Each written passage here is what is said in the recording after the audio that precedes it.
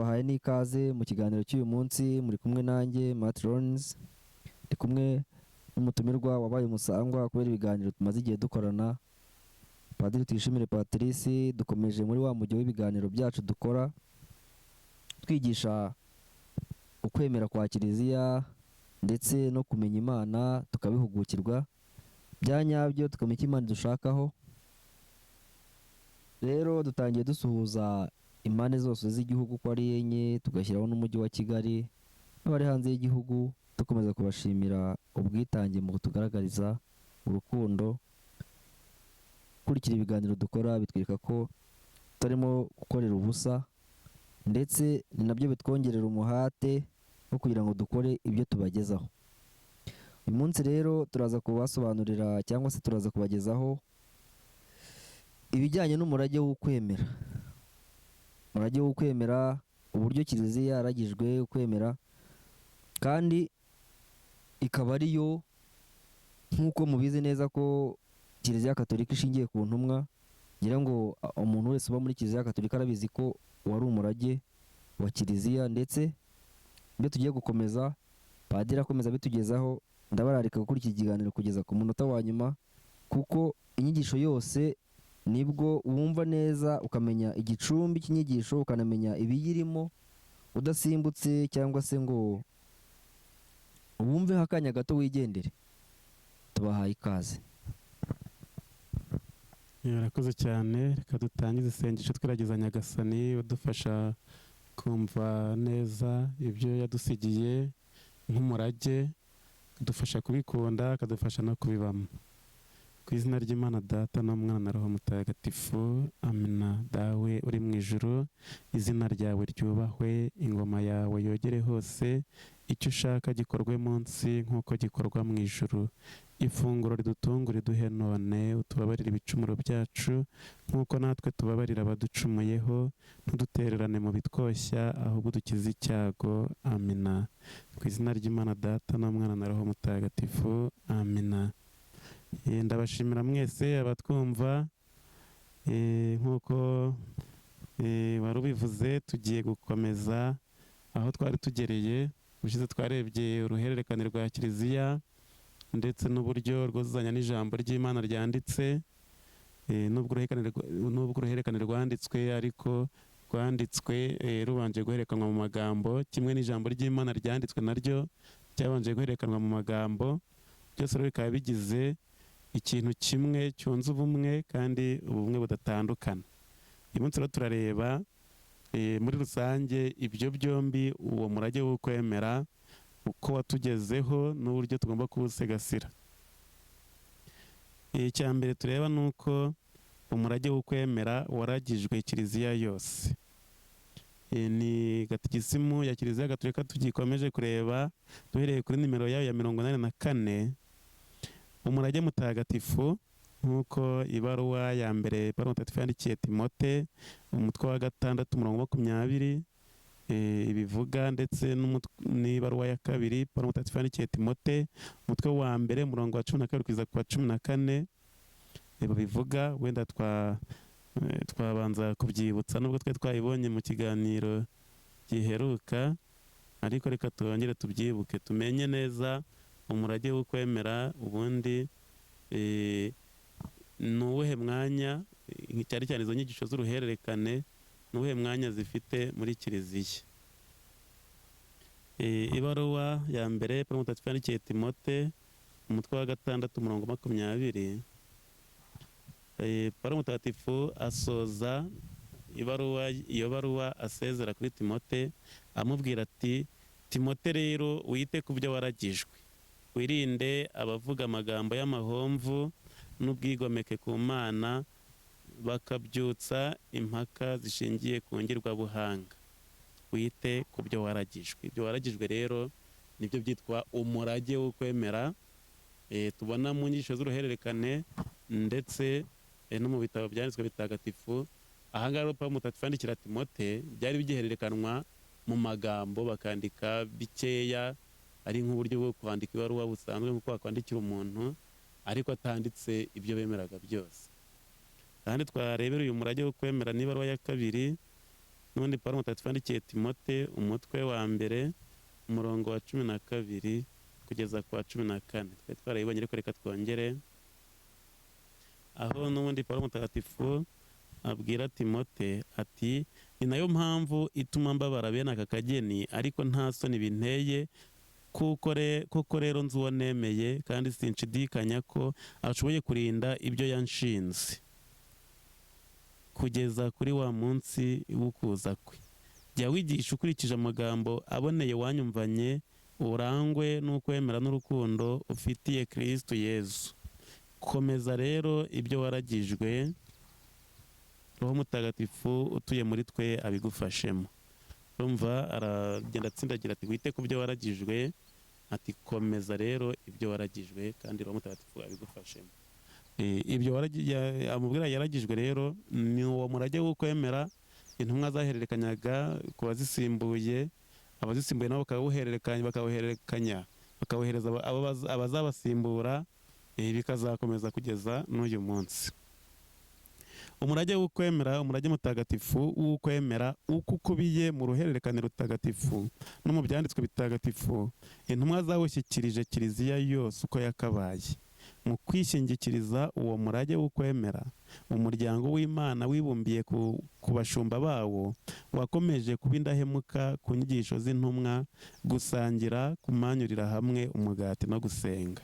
Tubibona mu gitabo cy'ibyakozwe n'intumwa, imibereho y'abakristo ba mbere uko bahoraga bakoraniye kumva inyigisho z'intumwa, kumanyurira hamwe umugati, gusenga ndetse no gusangira bisanzwe. Ibyo rero intumwa zasize muri iyo mibereho ya mbere niyo yakomeje kugeza n'uyu munsi muri kiliziya.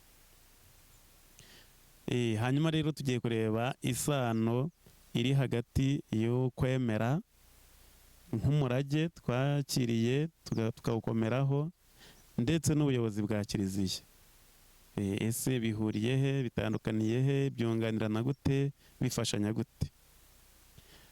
Umurimo wo gusobanurira abantu ijambo ry'Imana mu bubasha bwemewe kandi bwizewe, ryaba riri mu byanditswe n'iryahererekanyijwe mu magambo, uwo murimo washinzwe mbere na mbere ubuyobozi bwa kiliziya, nabwo bugakora uwo murimo mu izina rya Yezu Kristo. Ubwo buyobozi ni ukuvuga Petero yunze ubumwe n'izindi ntumwa ndetse n'abazizunguye ari bo bepiskopi bunze ubumwe n'umusimbura wa Petero, umwepiskopi wa Roma. Urabizi ko abepiskopi ari bo bazungura b'intumwa. Buriya buri mwepiskopi ni umuzungura w'intumwa. Buriya ndetse uburyo uruhererekane rwagiye, uwo murage wo kwemera wagiye uhererekanywa, buriya muri kiliziya buri mwepiskopi avuze uwo yasimbuye n'undi akagenda avuga uwo yasimbuye, biragenda bikagera ku ntumwa kana ziriya 12. Yego, ni ukuvuga ngo ni iyararishino kwa ni izo nzego muri rusange, ariko ni ukuvuga ngo ni uruhererekane rutigeze ruhagarara. N'abapapa bikabuka. Papa uriho ubu ngubu Leo wa 14 akagenda avuga ibisekuru bye abe yagiye asimbura agera kuri Petero. Tuzabigira ikiganiro wenda ukwacyo tubarebe bose ko bagiye basimburana kuva kuri Papa Leo kugeza kuri Petero.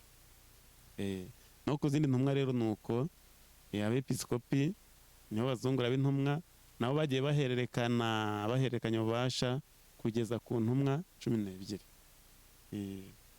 Buriya aho bari ku isi hose buri wese avuze ati ngewe nasimbuye kanaka, yarasimbuye kanaka, yarasimbuye kanaka, yarasimbuye kanaka, byageza ku ntumwa 12.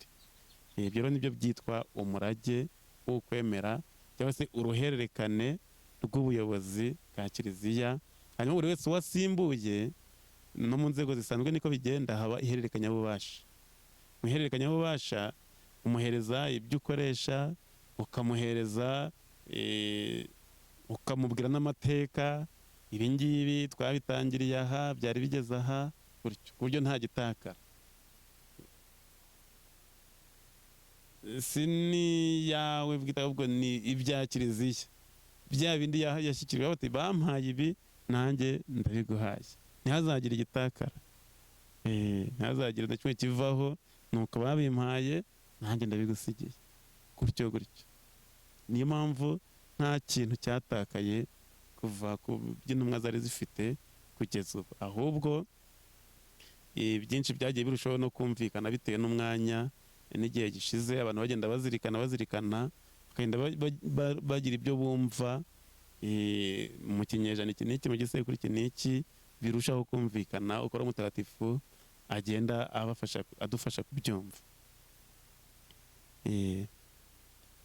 Nk'uko rero Yezu yari yabisezeranyije intumwa ze mu ivanjiri ya Matayo umutwe wa 28 umurongo wa 18 kugeza ku wa 20, aho Yezu wazutse yatumye abigishwa be, none twari twabibonye ariko twongeye tubirebe, reka duhere ku wa 16. Nuko abigishwa 11 bajya mu Galileya ku musozi Yezu yari yarabarangiye. Bamubonye barapfukama, bamwe ariko bashidikanya. Yezu arabegera arababwira ati, nahawe ububasha bwose mu ijuru no ku isi. Nuko rero nimugende mwigisha amahanga yose, mubabatize ku izina ry'Imana Data na Mwana na Roho Mutagatifu, mubatoze gukurikiza ibyo nabategetse byose. Dore kandi ndi kumwe namwe iminsi yose kugeza ku ndunduro y'ibihe. Iyo ni ivanjiri ntagatifu. Urumva rero muri iyi mirongo twumvise cyane cyane ubutumwa Yezu yabahaye ari ubwo kwigisha, ari ubwo gutanga amasakaramentu, ariko no kubatoza gukurikiza ibyo yabategetse byose, byose nta na kimwe kibuzemo.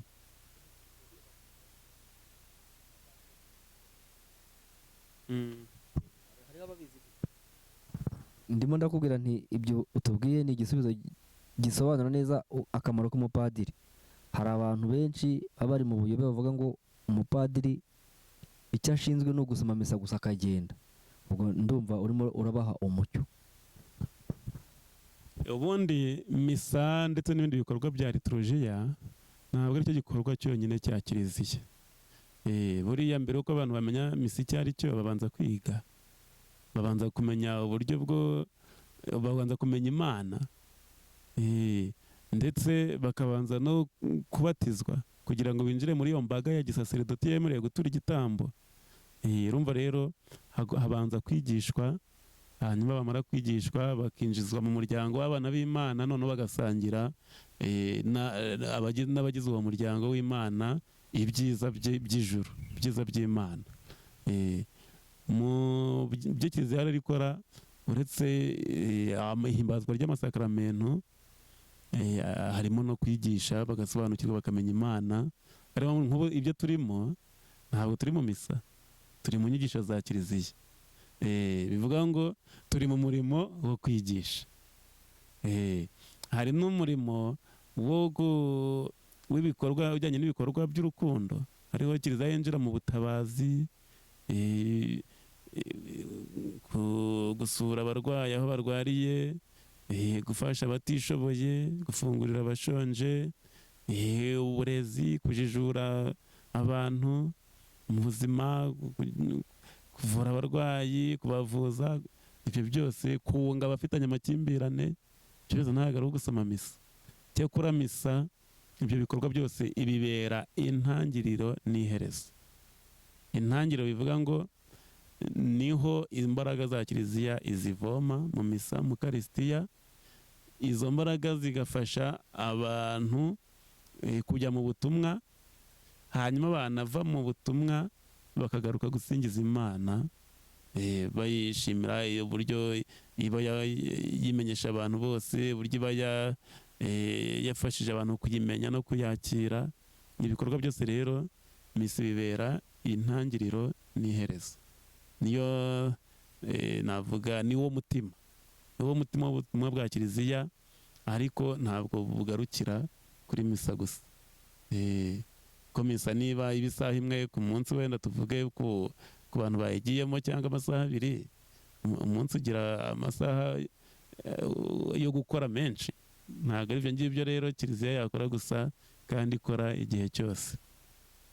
Aha rero nashaka kugira ngo nsindagire kuri ijambo ry'Imana twumvise ko Yezu yasezeranyije intumwa ze kubana nazo iminsi yose kugeza igihe isi izashirira. Ntabwo ari bariya gusa yabwiraga, yaboraga n'abazabasimbura, kuko yababwira yari babwira ati ndi kumwe namwe kugeza igihe muzapfira.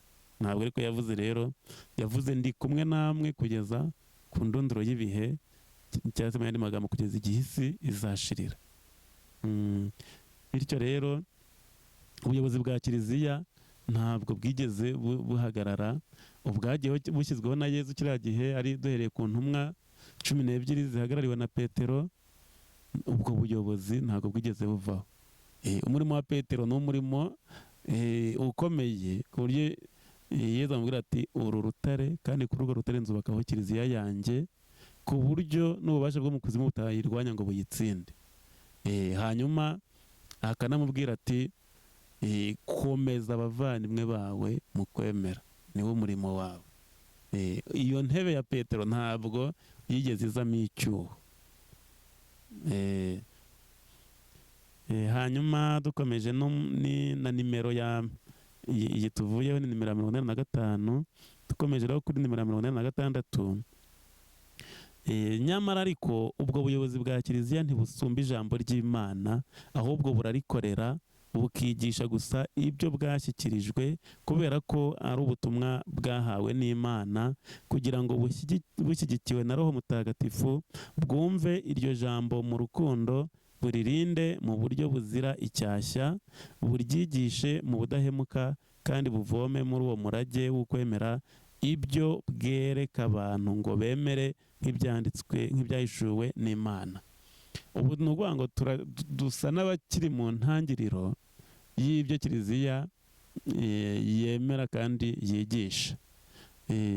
Turi kureba muri rusange, turacyareba uburyo Imana yishurira abantu, uburyo inyuramo.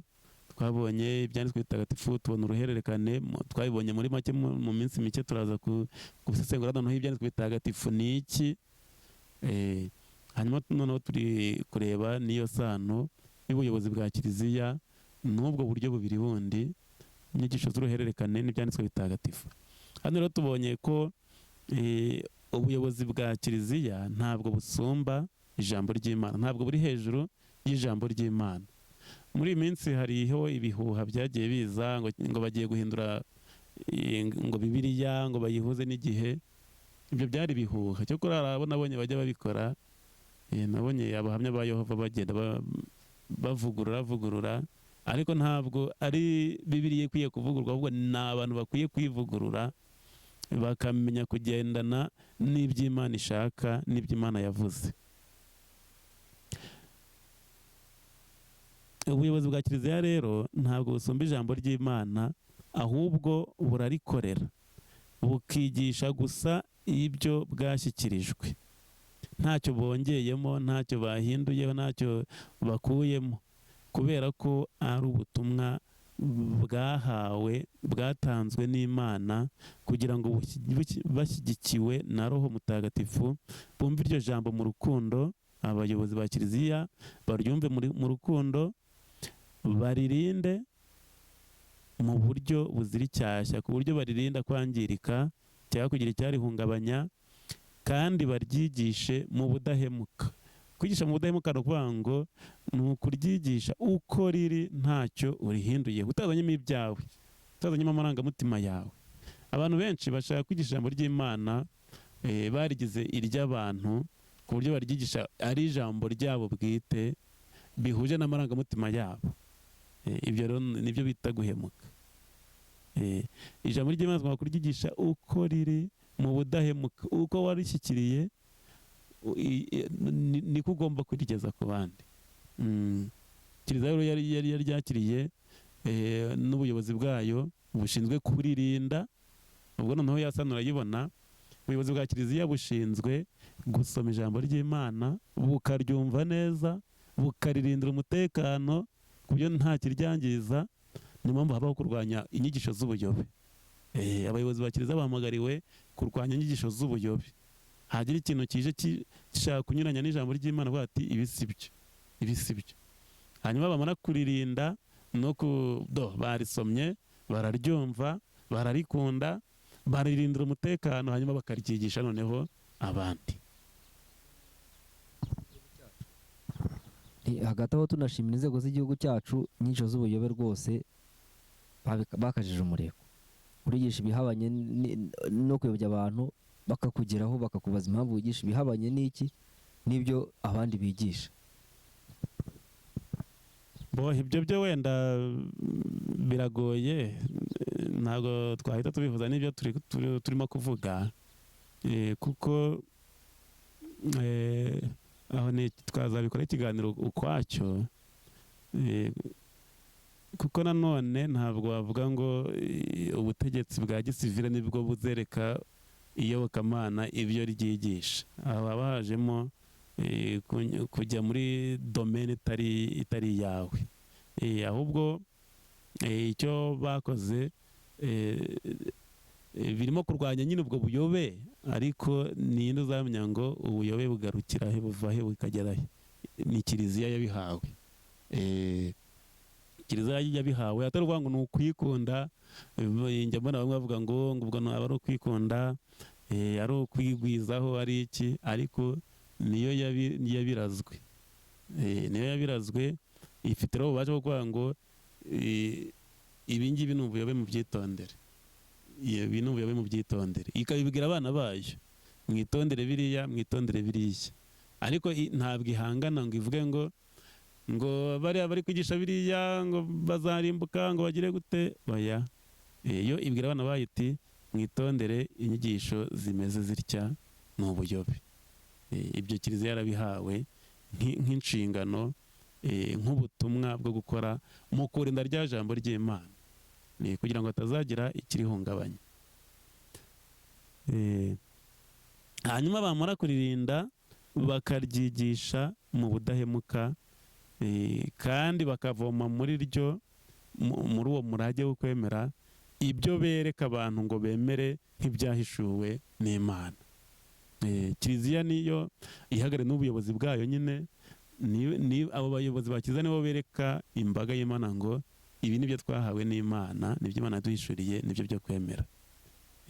Ibi ngibi mu byitondere, ntabwo biri mu by'Imana yaduhishuriye, cyangwa se mu byirinde. Paul Mutagatifu ngira ngo twabivuzeho, we rwose abivuga yihanukiriye, avuga ati hagize umuntu uza akabigisha inkuru nziza inyuranye n'iyo twabigishije, ati uwo muntu arakaba ikivume, niyo yaba ari umumarayika uvuye mu ijuru akaza avuga inkuru nziza inyuranye n'iyo twabahaye, arakaba ikivume. Kubera ko umumarayika ashobora kuza ari shitani igize marayika w'umucyo akayobya abantu, kandi byarabaye, bigenda bibaho. Umuntu akavuga ngo yeretswe, yabonekewe, yeretswe, ariko kumva Imana avuga ko yamuhishuriye ibyo avuga, ugasanga ntabwo ibyo bintu byava ku Mana, ukumva ahubwo bihabanye n'iby'Imana ubwo yaduhishuriye, ukabona ko byari byaje kurwanya Imana mu buryo bw'amayeri.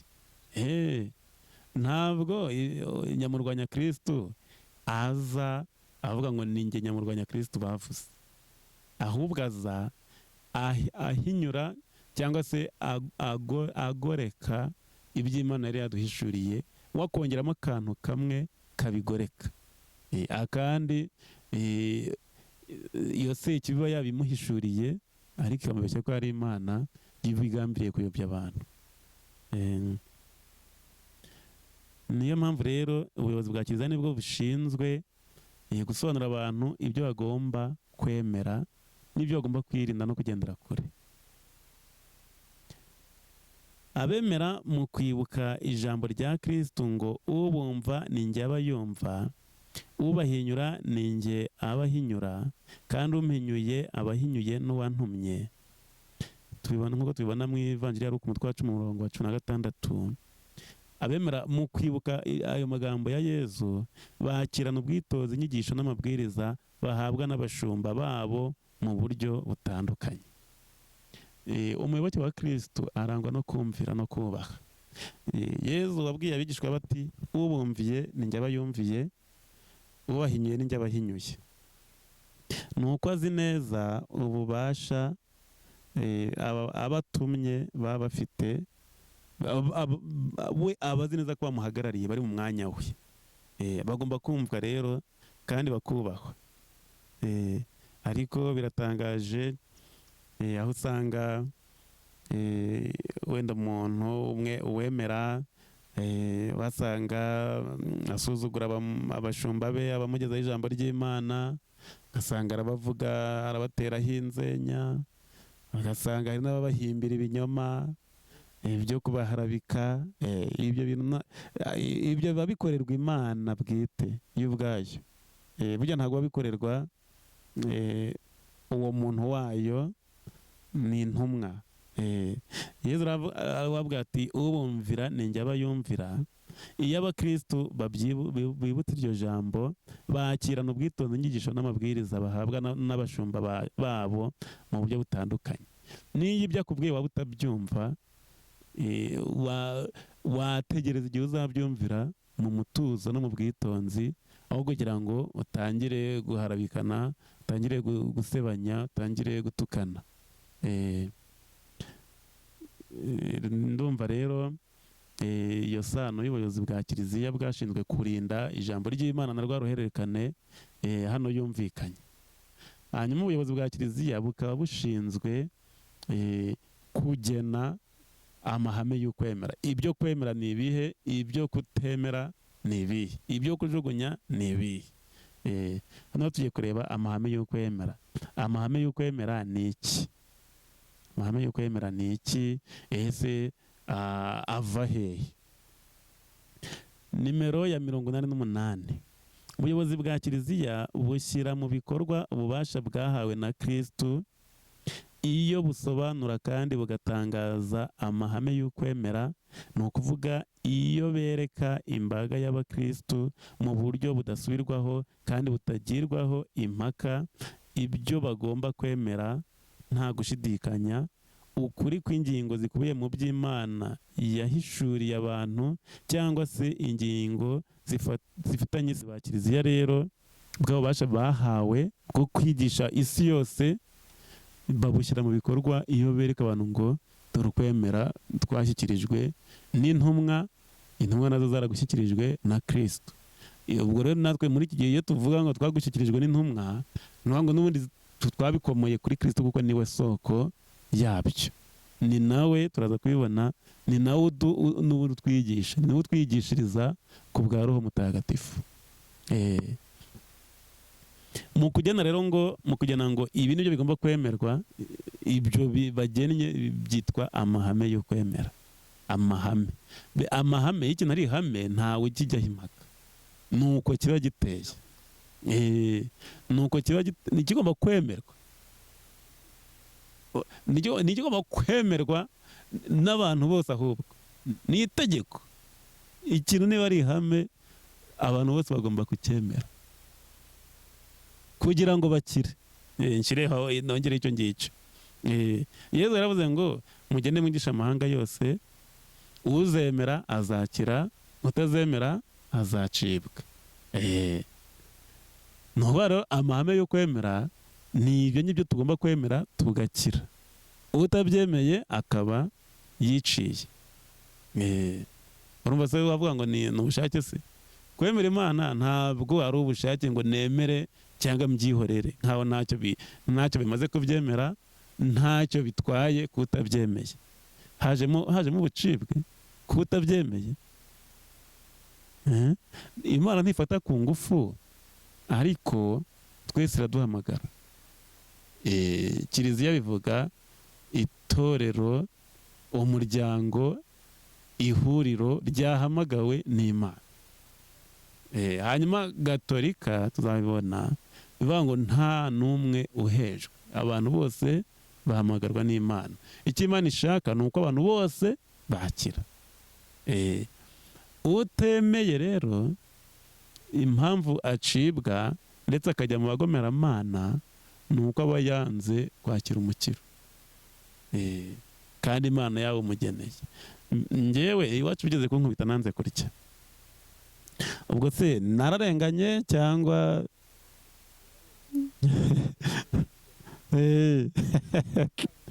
ngira ngo n'ubu urabizi ntabwo warenganye, waragerageje kwiyahura.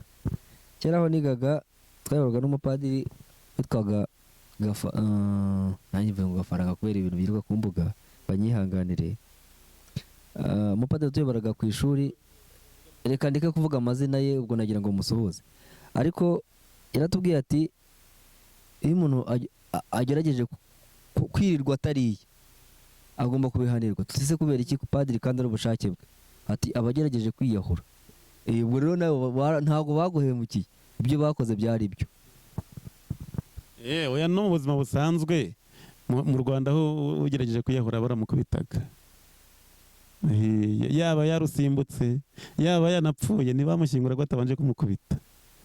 Bakaba ko bari guhisamo abasigaye ngo nabo batazabigerageza. Ariko no mu buzima busanzwe ntekereza ko wiyemeje kwicisha inzara bakabimenya, ari abaturanyi ari iki, ntabwo bakwemerera pe. Yego, ahubwo nanjye nibutse urugero rw'umuntu twigeze gusanga arwaye yarembye, tumujyana kwa muganga basanga ni inzara yari afite. Mbere yo kumuha umuti bamuhata ibyo kurya. We naje kumenya ko yarapanze kwiyahura, ariko ubwo byarangiriye aho.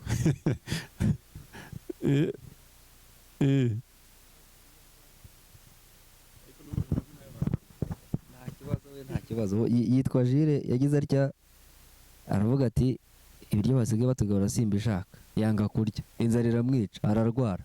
Bamugejeje kwa muganga aravuga ati mbere yo kugira ikintu mubanze mumpe amata mume n'umugati, barabimuzanira. Ubwo ku ishuri byasabwaga ko abanyeshuri aribo bikorera burankari bakamugeza kwa muganga, ko twari duturiye ikigo, kwa muganga baturanye n'ikigo. Bamugejejeyo baravuga ati mubanze mumpe amata n'icyayi. Bamaze kubimuhereza, burankari niwe yashyize ku mugongo agaruka mu kigo, ntawe yigeze afata umuti n'umwe. Yararwaye inzara y'amata n'icyayi. Rero nubwo hajemo nyine ingero zifatika zo mu buzima busanzwe, hari ibintu bari ngombwa ko abantu bakora kugira ngo babeho. Nk'ubu mu mbeho utifubitse waba wiyahura. Abantu bakuzanira ibyo kwifubika ku ngufu, kuko uba uzanabarusherega bakuvuza. Kugira ngo umuntu abeho hari ibyo agomba gukora. No mu buzima bwa roho rero, kugira ngo tubeho tugire ubuzima bw'Imana, duhamagariwe kwemera. Niyo mpamvu nabigira itegeko ngo nimugende mwigishe amahanga yose, mubatoze gukurikiza ibyo nabategetse. Ni itegeko, ni itegeko. Abazemera muzabatize, uzemera azakira, azaronka umukiro, azakira ubuzima. Utazemera azacibwa. Cyakora Imana icyo ishaka ni uko abantu bose bakira. Na wundi unangiye Imana ikora ku buryo igoragoza kugeza ku munota wa nyuma. Imana akaba yonyine izi uwo munota wa nyuma ngo biba byarangiriye hehe. Ese byarangiye yemeye, ese byarangiye akomeje kunangira. Twebwe akenshi tugarukiriza ku byo twabonaga inyuma bigaragara, umuntu akibasha no kuvuga. Wenda akibasha kuvuga ati ngewe sinemera, ariko ntabwo tuzi ngo cyagera noneho aba atakibasha kuvuga, asigaranye noneho arebesha amaso y'umutima gusa, n'aya ngaya atakireba. Noneho akaba atangiye kubona ukuri nyako, noneho afata umwanzuro, afata ikihe cyemezo. Ahora n'Imana ibizi yonyine. Twavugaga rero ko kwemera nta bagomba kwemera abandi ngo babyihorere nk'ari ibintu bya bamwe, ni ibya twese. N'intumwa rero zihamagariwe gutoranyiriza abantu ibyo bemera bikabakiza, no kwirinda ibyo bakwemera bikabonona. Hanyuma rero amahame yo kwemera ni ibyo bagomba kwemera nta kubijyaho impaka. Urugero niba tuvuze ngo niba Yezu yaravuze ashyiraho, niba yararemye ukarisitiya, mujye mubikora bibe urwibutso rwanjye. Nimuvuga aya magambo, icyari umugati kizaba umubiri wanjye, nzaba ndimo rwose. Ibyo ni ihame. nta kujya kuvuga ngo ariko se ngo ariko se ngo ariko se, oya, ibyo nta kubijyaho impaka. Niba twemera Imana Data uko yatwishuriye, twemera Imana Mwana uko yatwishuriye, we yari yigize umuntu abana n'abantu, tukemera Imana Roho Mutagatifu uko nawe twamubonye tukanamuhabwa, ayo ni amahame yo kwemera. Niba twemera ko abanyabyaha babikizwa, ni ihame ry'ukwemera. Nta kuvuga ngo ariko ngo njye ndumva ngo abanyabyaha bose batakababariwe, oya, nta kubijyaho impaka. Imana ikiza abanyabyaha, ushatse gukira wese, ushatse gusaba imbabazi z'ibyaha bye, Imana iramukiza. Nta ujya uza nsanga ngo mujugunye hanze, niko Yesu avuga. Icyo rero intumwa zidushyikirije ziti iri ni ihame ry'ukwemera, ntabwo tubijyaho impaka.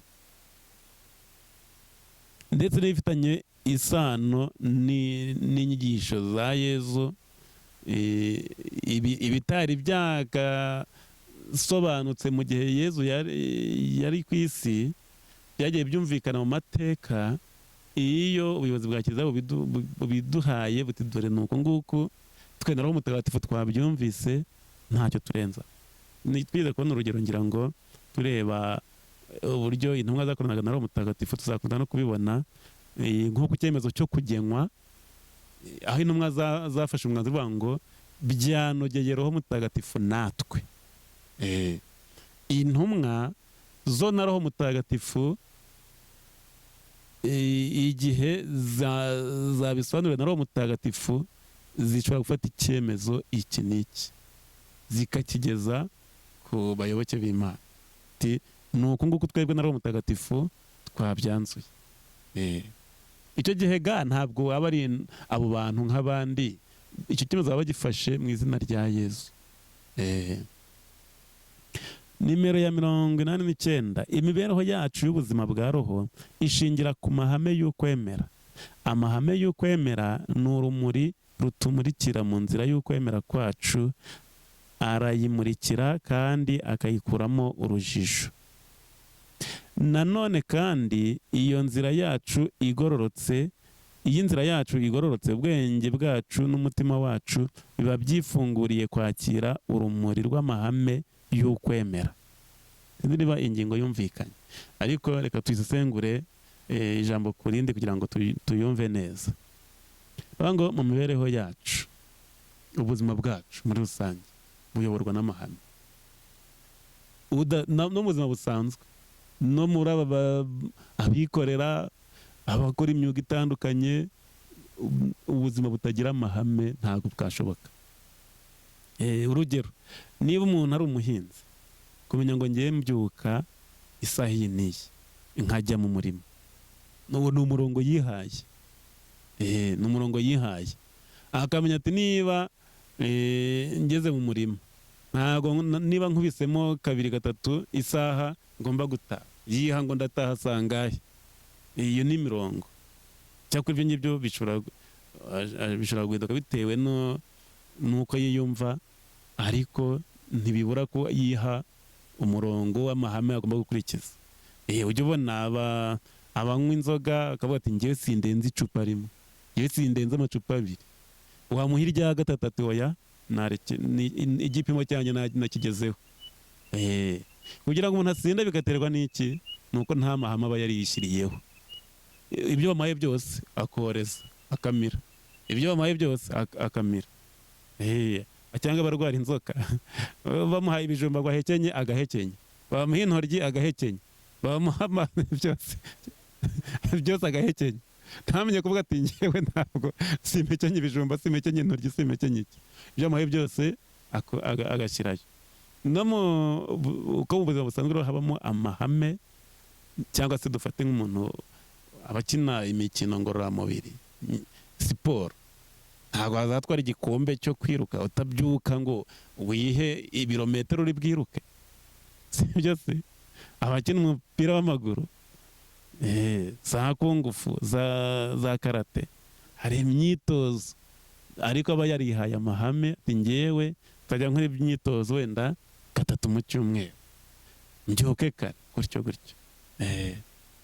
No mu kwemera kwacu rero ubuzima bwacu buyoborwa n'amahame. Amahame yo kwemera niyo iyo urebye umuntu uburyo yitwara ushobora kuba utari kuriya muntu ashobora kuba asenga, uriya muntu ashobora kuba ari umukristo, ari nabyo Yesu ashaka. Yavuga ati ndashaka ko bazababona bamenya ko muri abanjye babitewe n'urukundo bababonanye. Amahame yo kwemera rero ni urumuri rumurikira mu nzira y'ukwemera kwacu. Ufite amahame make wakwemera gake, ariko nanone arayimurikira kandi akayikuramo urujijo. Tubare niba umuntu ari mu nzira imwe itabona, ushobora kugenda usitara ukajya munsi y'umukingo, haba harimo n'ibindi binyabiziga bakanakugonga, cyangwa se kubisikana bikagorana ukanyura mu mukono utari uwawe. Ariko hanyuma uzarebe iyo utwaye ikinyabiziga, umwe agacana amatara maremare wowe ucanye amagufi, bigenda bite? Hazamo urujijo, ntubona neza ku buryo wajya no munsi y'umukingo. Amahame yo kwemera rero amurikira ukwemera kwacu ntitugire urujijo. Uzajya ubona abantu agendera mu kirere ibyo yemera atabizi neza, ibishuko biroroha kubikwamo. Wenda ingero twafata ndi rubyiruko rukunda kubwirana, akaza ati haranditse ngo ugusabye wese ujye umuha. Ugasanga bamushukishije icyo ngicyo, kandi ntabwo azi ko imibiri yacu ari ingoro ya Roho Mutagatifu. Iryo rero ni ihame ugomba kubuza uti umubiri wanjye ni ingoro ya Roho Mutagatifu, singomba kuwuvangira no kuwukoresha ibinyuranye n'iyo ngoro ya Roho, ibinyuranye ibidakwiye ku ngoro ya Roho Mutagatifu. Umuntu utaratojwe amenye ko kuvuga nabi ari bibi, amenye ko kurya iby'abandi ari bibi, amenye ko atabikomeyeho neza ngo abe byaramugiyemo mu mutima, agenda nk'utwawe atazi yajya, asitara ku bantu bose, agonga abantu bose, nk'uwatwara ikinyabiziga atazi amategeko y'umuhanda akajya agonga abantu, nawe ubwe akahasiga ubuzima.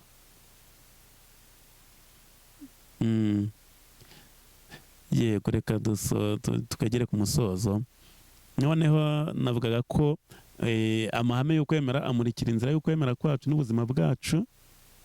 Nanone kandi iyo inzira yacu igororotse, iyo umuntu agerageza kugenda mu kuri, ubwenge bwacu n'umutima wacu biba byiteguye kwakira urumuri rw'amahame y'ukwemera. Nibyo dusanga mu ivanjiri yanditswe na Yohani umutwe wa 8 umurongo wa 31 kugeza ku wa 32. Reka tuhasome, ariko tutarahagera navuga ko ibi nabyo byabaye ku Banyarwanda, ko uburyo bakiriye inkuru nziza vuba nuko bari basanzwe bafite indangagaciro za kimuntu, indangagaciro z'imibanire, ku buryo byatumye inkuru nziza bayakira neza. Afite uburyo bubaha umuremyi, ariko bamukunda, ariko bavuga ati twamukura he, twamubona gute? Bavuga ati ari kure. Ibyo rero urumva bari bafite umurongo, hanyuma kwakira ivanjiri biraborohera. Umutwe wa ivanjiri wa hano umutwe wa 8 umurongo wa 31, nuko Yezu abwira Abayahudi bari bamwemeye ati nimukomera ku ijambo ryanjye muzaba mubaye abigishwa banjye by'ukuri, kandi muzamenya ukuri, maze ukuri kubahe kwigenga. Umenye amagambo ya Yezu, ukomeye ku ijambo rya Yezu amenya ukuri. Hari ugukomera ku ijambo rya Yezu, ariko hari ikigomba gukurikiraho, ni ukumenya noneho ukuri. Ngo gukunda ijambo rya Yezu, kurishyira mu bikorwa, kurikurikiza, nibyo biduha kumenya ukuri. Wamenya ukuri nabyo bigahita bihindura imyitwarire yawe, ukigenga, ukabaho mu bwigenge, utagenda uhuha n'umuyaga, nk'utazi iyo ujya, nk'udafite umurongo ngenderwaho. Ubwo kuko wamenya ukuri kukaguha kwigenga. Kwigenga ntabwo ari ugukora ibyo ushaka, ahubwo ni ugukora icyiza gihuye no gushaka kw'Imana. ibyo rero nibyo bitanga amahoro, nibyo bitanga umunezero. Ubutaha nitugaruka tuzareba ubushobozi ndengakamere bw'ukwemera kw'imbaga y'abemera. Twasoza ikiganiro twongera kwiragiza Imana, keretse niba hari aho ufite ikibazo. Urakoze, reka tubashimire tubaragiza Nyagasani. Hakira bibwirire. Murakoze, tubashimiye ko mwakora iki kiganiro cyose kugeza kirangiye, tubararikira ikizakurikira, ngira ngo murumva ko kizaba kiryoshye. Turabasaba kumanuka hasi mugakora subscribe cyangwa sabone mu gifaransa, ugakora like, ugakora share, tugakomeza duhurugurana tunamenya ukwemera, dukomeza no kwemera Imana, tunashishikariza abantu batemera Imana kuza bakaza bakajya mu muryango. Nta n'umwe uhejwe nk'ikiganiro kivuyeho kibigaragaza. Ngira ngo Padiri yasoza dusengera n'isengesho. Ku izina ry'Imana Data na Mwana na Roho Mutagatifu, amina. Nyagasani Imana yacu, turagushimira ko igihe cyageze, ko wari warabigennye ukatwoherereza intumwa zawe zikatumenyesha inkuru nziza y'umukiro. Twari twaragutegereje igihe kirekire, turagushimira ko iyo nkuru nziza y'umukiro yatugezeho. Turagushimira ko ndetse igihugu cyacu cyakweguriwe, kikaba ari ubukonde bwawe. Gumana natwe mu gihugu cyacu, duha amahoro, uduhe umunezero wo kuba abawe, wo kuba twarakweguriwe, bitutera ishema kandi bitumare ubwoba n'igishyika ku mutima, biduhe kwisanzura nk'abana bawe, kandi biduhe kwitegura kuba mu gihugu cyo mu ijuru, aho tuzabana nawe tukakureba amaso ku maso, kandi tukabana ubuziraherezo mu ihirwe rihoraho iteka. Tubigusabye ku bwa Kristo umwami wacu, amen. Nyagasani izina bari namwe, nshira byose nabo mugisha Imana Data na Mwana na Roho Mutagatifu, amen.